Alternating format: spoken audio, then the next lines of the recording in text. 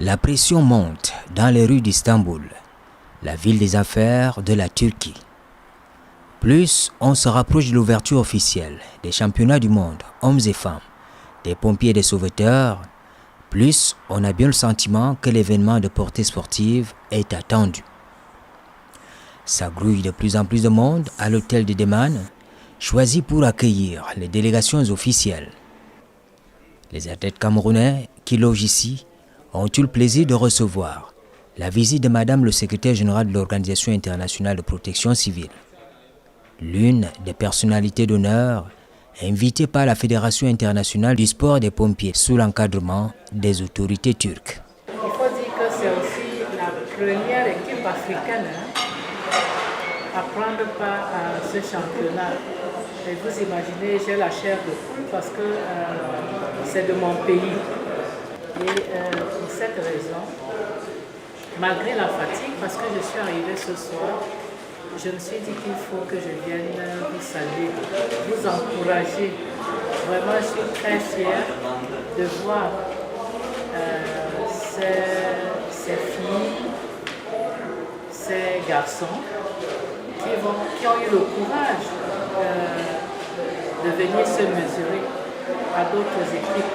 Et je sais que le Cameroun, vous savez, c'est les lions, en fait, c'est les lions indomptables des sports, des pompiers et des sauveteurs. Et vous savez que les lions indomptables ont toujours été devant. Alors je souhaite que vous soyez devant et nous sommes là pour vous supporter, pour vous soutenir.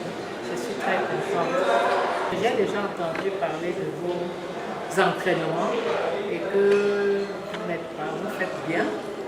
Donc, parce que j'étais un peu inquiète, je me disais, c'est la première fois qu'on parle de ce sport au Cameroun, est-ce que ça va aller? Mais je suis confiante. Je suis confiante.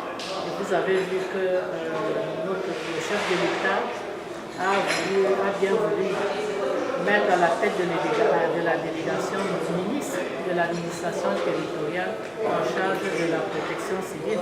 En fait, parce que vous êtes ici des soldats de la protection civile, vous venez ici renforcer vos capacités pour qu'au pays vous puissiez protéger mieux encore les personnes, les biens et l'environnement au niveau du Cameroun. Des moments de réconfort bons pour le moral des athlètes, des officiels et de la FECANAS, la Fédération camerounaise de natation et de sauvetage. C'est la joie, vraiment c'est la joie. Ça c'est une surprise. Moi personnellement, ça a augmenté le moral. Je me suis dit qu'on est au beau fixe pour vraiment attendre la compétition. En 2022, à Samarkand en Ouzbékistan, les pays africains avaient le statut d'observateur au championnat du monde des pompiers et des sauveteurs. Cette année, les données changent à Istanbul. L'année dernière, c'était théorique. C'est le drapeau du Cameroun qui flottait parmi les trois autres drapeaux africains. J'ai cité le Sénégal, la Côte d'Ivoire, le Niger.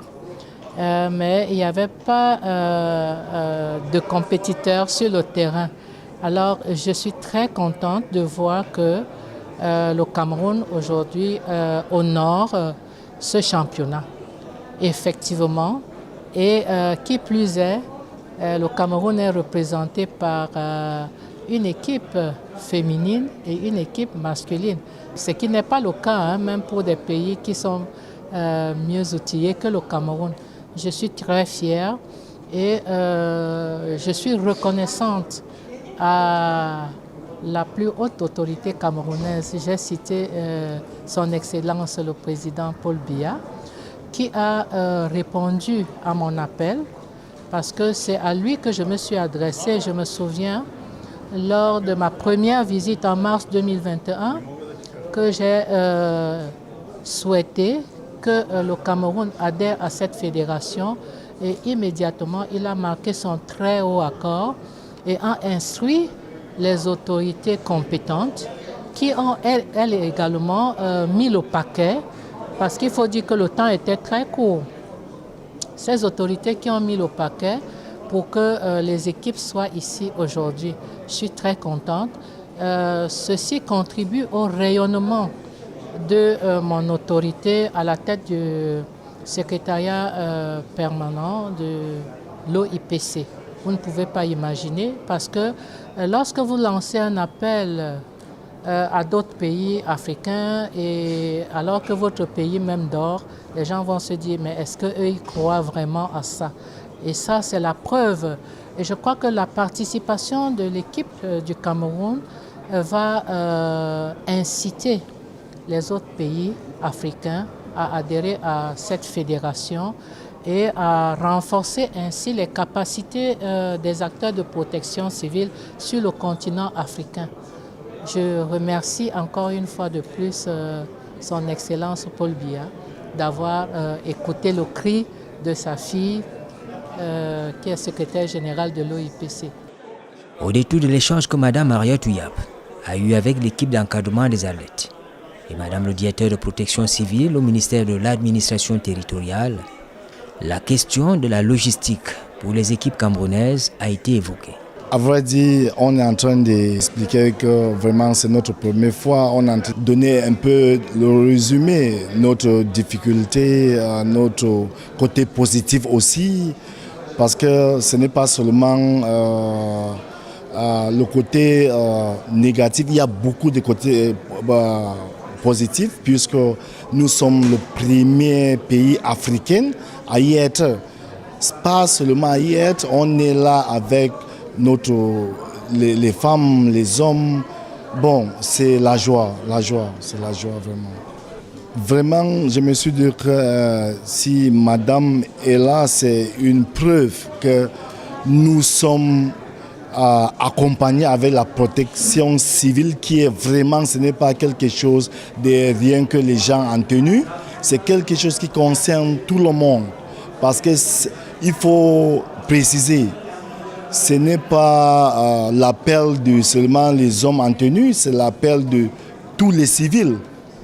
Pour dire vrai, c'est l'affaire de tous les civils. Tous les civils doivent être au courant des premiers moyens de sauver des vies. Dans une suite de faits liés, le matériel d'entraînement des athlètes camerounais est une condition qui doit être remplie pour que les prochaines participations du Cameroun soient bien négociées et produisent des résultats. Il est vraiment nécessaire, utile, urgent que nous acquérions cet équipement afin de nous entraîner dans des conditions vraiment qui sont celles de la compétition. Donc c'est cela qui nous permettrait les années à venir, notamment en Chine, parce que la prochaine compétition est prévue en Chine, pour qu'on puisse avoir vraiment une bonne préparation, une préparation adaptée aux conditions de la compétition. Je me dis que si on acquiert cet équipement, ça va vraiment beaucoup nous aider. Et certainement, cette première expérience va beaucoup nous aider aussi pour qu'on puisse bien orienter les prochaines échéances. Le championnat du monde des pompiers et des sauveteurs fait appel à la diplomatie, tout au moins parce que ici, plusieurs États sont en relation politiquement. Justement, je viens de discuter avec les officiels de cette délégation qui m'ont posé ce problème. Et tout de suite, je me suis dit, je vais voir avec des pays qui ont d'ailleurs sollicité une coopération bilatérale en matière de protection civile avec le Cameroun. Si ces pays pouvaient commencer cette coopération par le renforcement des capacités des équipes de sauveteurs et de pompiers du Cameroun, parce que c'est aussi renforcer la protection civile. Donc ça m'a donné des idées. Et puis déjà par le passé, on avait discuté avec les responsables de la fédération pour qu'ils accompagnent les équipes africaines. Et ça avait été admis. Nous allons tout simplement les relancer.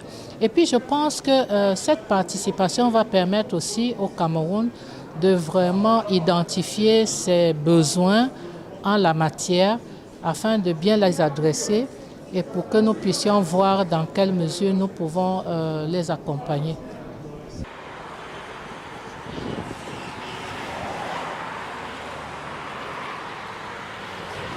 Tout est mis en œuvre pour une parfaite organisation des jeux des pompiers et des sauveteurs.